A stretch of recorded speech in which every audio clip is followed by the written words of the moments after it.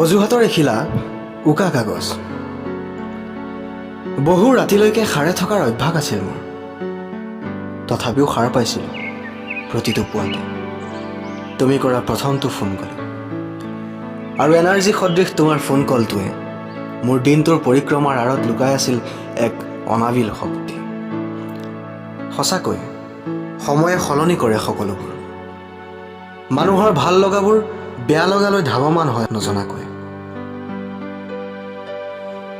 মইতো জনা নাছিলোঁ তোমাৰ মৰম লগা মুখখনিৰ আঁৰত যে অন্য এখন পৃথিৱী লুকাই আছে বুলি। মইতো ভবাও নাছিলোঁ তুমি বিহীন শূন্যতাই যে পাৰ হ'ব মোৰ জীৱনৰ আবেলি। আকাশৰ বিশালতাখিনিৰ লগত তোমাক তুলনা কৰিছিলোঁ, সেয়া হয়তো মোৰ ভুল আছিল। তুমি আকাশ হ'ব নোৱাৰা কেতিয়াও। তুমিতো এজাক ধুমুহা, যাৰ কোনো লক্ষ্য আছিল মাথো হৃদয়খনক চুৰমাৰ কৰি থৈ যোৱা ধ্বংসৰ গতিবেগ। জীৱন আৰু সময় কাৰো বাবে ৰৈ নাথাকে। কোনে জানে তোমাৰ বাবে কোন ৰৈ আছে। বিদায় আৰু শেষ সদায় হাঁহি মুখেৰে হ'ব লাগে, নহ'লে মৃত্যুলৈকে আক্ষেপ থাকি যাব পাৰে, যি আক্ষেপত আজিও ৰৈ আছো মই। তোমাক সুখী কৰিব পৰাকৈ হয়তো মোৰ একোৱেই নাছিল। আজিও কওঁ, অকল প্ৰেম আৰু ভাল পোৱাই পৃথিৱী নচলে।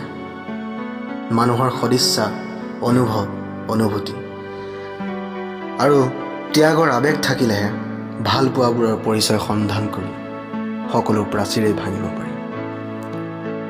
তোমাৰ সতে পাৰ কৰা হেজাৰ হেজাৰ পৃষ্ঠাৰ দিনলিপিবোৰ তুমিয়েই কোৱাচোন, মই বাৰু কেনেকৈ মচো? এতিয়া তুমি মোৰ বাবে হৈ ৰলা অজুহাতৰ এখিলা উকা কাগজ। আজিও জানা মোৰ প্ৰিয় শব্দ তুমি। হ'ব পাৰে মোৰ জীৱনত তোমাৰ অস্তিত্বহীন খোজ, তথাপিও সাঁতুৰঙীন ৰামধেনুৰ দৰে আজিও তুমি জিলিকি আছা আৰু সদায় থাকিবা।